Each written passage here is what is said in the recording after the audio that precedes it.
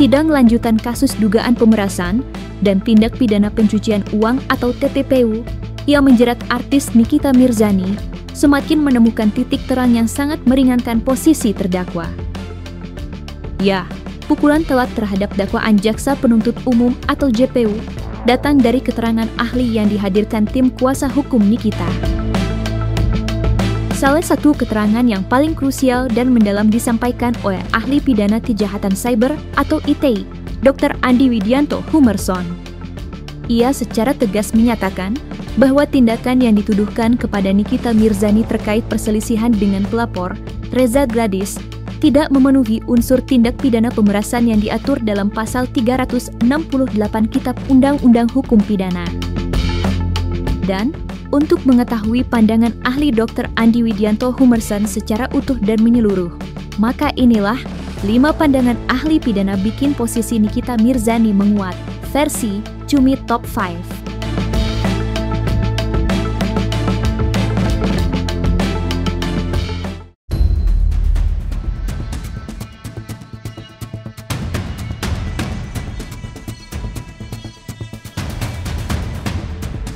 Ahli pidana Dr. Andi beropini jika unsur tidak terpenuhi, Nikita Mirzani harus bebas. Ya, keterangan ahli pidana di persidangan kasus Nikita Mirzani telah memberikan angin segar yang signifikan bagi pihak terdakwa. Inti dari opini para ahli adalah penegasan terhadap prinsip fundamental hukum jika unsur-unsur delik pidana yang didakwakan tidak terbukti secara sah, maka majelis hakim wajib menjatuhkan putusan bebas. Saya Dr. Andi Humerson, dosen dari Fakultas Hukum Universitas Trisakti. Jadi kesehariannya memang saya mengajar di hukum pidana cyber. Dalam hal ini, hari ini dimintakan untuk memberikan keterangan ahli di persidangan Nikita Mirzani. Dalam persidangan itu saya selalu menekankan perihal tentang terpenuhinya unsur pidana. Karena dengan tidak terpenuhinya unsur pidana, maka seseorang itu tidak dapat menyatakan sebagai orang yang bersalah dalam hal melakukan tindak pidana. Mendengar pandangan ahli yang secara hukum menguatkan posisinya, Nikita Mirzani terlihat tersenyum lega. Ia optimis bahwa kesaksian tersebut akan menjadi pertimbangan utama hakim untuk meringankan atau bahkan membebaskan dirinya dari segala tuntutan. Ya memang nggak ada, memang nggak ada. Itu tuh semuanya bisnis, kesepakatan. Dia mau memakai jasa saya ya bayar, ketemu saya ya bayar. Pelan-pelan ya. Artis terkenal, bukan artis kurang terkenal guys. Menyayang nggak apa-apa, ikutin aja prosesnya. Biar semua orang juga akan belajar ya. Ini kan ada pelajaran hukum gratis.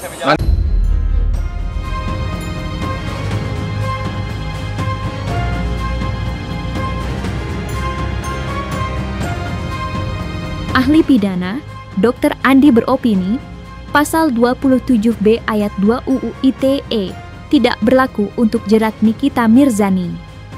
Ya, ahli secara tegas beropini bahwa pasal 27B ayat 2 Undang-Undang ITE yang digunakan untuk menjerat Nikita terkait dugaan pemerasan dan pengancaman tidak tepat dan tidak berlaku dalam konteks kasus sengketa Reza Gladys.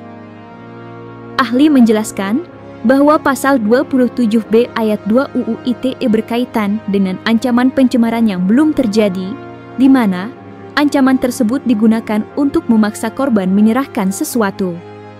Dalam kasus Nikmir, uang kompensasi atau yang dituding sebagai hasil pemerasan itu sudah diserahkan oleh pelapor. Betul. Jadi dalam case Nikita Mirzani sesungguhnya secara Undang-Undang ITE ya tidak terpenuhi pasal 27B ayat 2. Dalam pasal 27B ayat 2 ada sesuatu hal yang paling esensial, yaitu adanya rahasia ya, rahasia. Jadi rahasia tersebut sifatnya harus tertutup rapat, belum terpublikasi kepada masyarakat umum. Karena kerahasiaan inilah yang dipergunakan untuk menjadi bahan ataupun alat melakukan suatu pemerasan dalam hal agar supaya korban memberikan sesuatu ataupun memberikan sebagian gitu ya. Nah, Kalau misalnya tidak ada kerahasiaan tersebut, maka makna dari pemerasan dengan mengungkap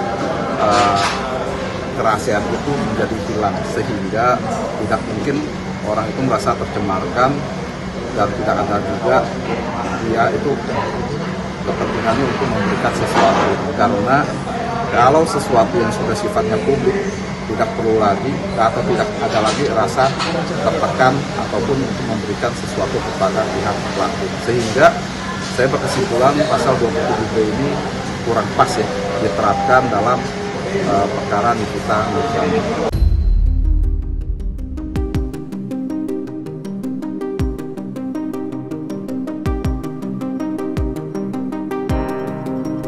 Ahli pidana Dr. Andi beropini bahwa review produk Nikita Mirzani bukan termasuk unsur pidana pencemaran nama baik.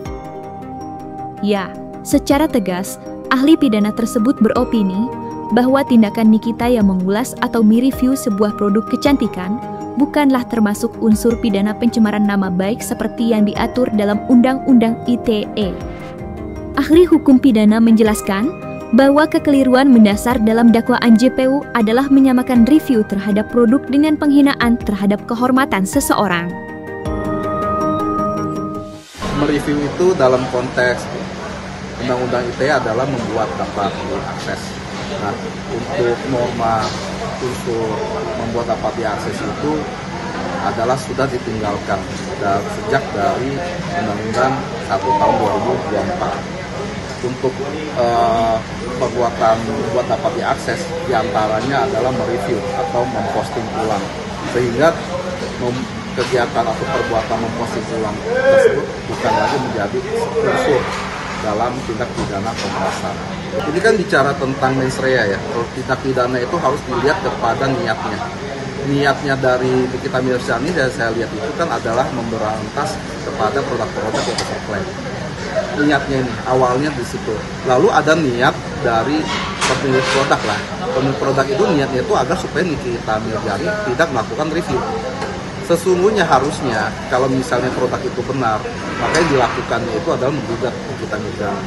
Sekali lagi harusnya begitu, karena sudah dirugikan produknya. Dan untuk pencemarannya itu tidak pernah akan dapat dibuktikan, oleh karena pencemaran itu adalah review produk. Review produk itu tidak memenuhi tentang pencemaran nama baik.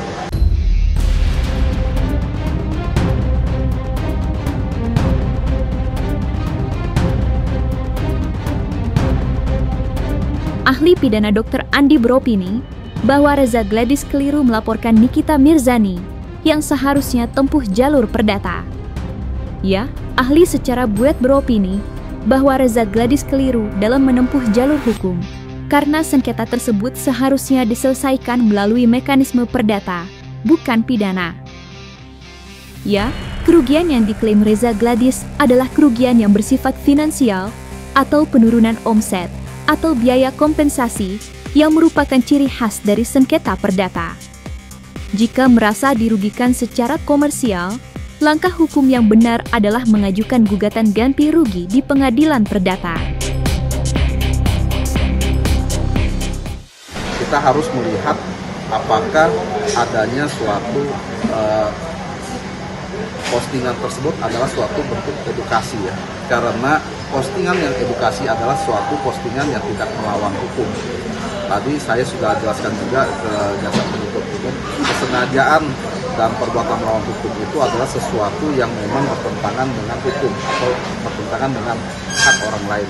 Untuk mereview produk itu tentu kepentingan masyarakat yang dilakukan, sehingga apabila ada pihak yang merasa dirugikan, penyelesaiannya itu adalah mekanismenya tidak menggunakan hukum Undang-Undang ITE dalam hal ini pidana, namun menggunakan penyelesaian secara keperdataan yang diatur dalam pasal 38. Karena pasal 38 ayat 1 memberikan juga uang kepada setiap orang yang dirugikan adanya kegiatan dalam penyelenggaraan sistem elektronik. Apabila ternyata yang disampaikan itu merugikan, maka kepada setiap orang silakan untuk melakukan gugatan secara keperdataan. Ini bukan tindak pidana. Sebenarnya kalau kita runut dengan jelas, ini adalah suatu keperdataan di mana ada perbuatan, taruhlah Nikita Mirzani mereview. Kalau review itu benar, maka justru yang melakukan tindak pidana adalah pemilik produk tersebut. Nah, kalau yang direview itu tidak benar, penyelesaiannya juga bukan melalui mekanisme pidana, tapi melalui gugatan. Nah, ini yang menjadi konsentrasi. Sesungguhnya penyelesaiannya adalah mekanisme melalui keperdataan.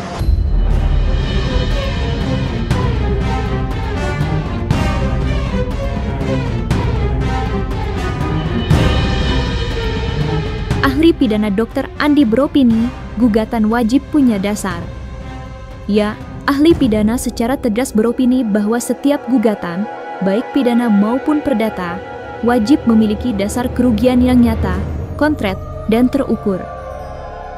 Opini ini memberikan pukulan telak pada pelaporan yang didasarkan hanya pada asumsi atau potensi kerugian semata. Gugatan itu bisa bermakna kepada karena ada kerugian, ada yang kedua itu karena wan prestasi, karena memang tidak dijalankannya suatu kesepakatan. Tapi kalau saya lihat secara keseluruhan, sebenarnya ini kan bicara tentang untuk melakukan atau tidak melakukan. Jadi Nikita Mirzani diminta untuk tidak melakukan review, itu sebenarnya. Nah, kalau misalnya ternyata Nikita Mirzani tidak melakukan review, itu maka tidak ada masalah. Kalau misalnya kita melakukan ada review, itu maka dari pihak si pemilik produk dapat melakukan gugatan. Saya katakan tidak terpenuhi unsur. Tidak terpenuhi unsur yang pertama tidak terpenuhi adalah unsur kerahasiaannya. Tidak ada kerahasiaannya. Unsur yang kedua adalah berkenaan dengan membuat dapat diakses juga telah dicabut ataupun telah dirubah oleh Undang-Undang 1 tahun 2024. Sehingga kedua hal tersebut itu menyebabkan perbuatan ini adalah bukan tindak pidana.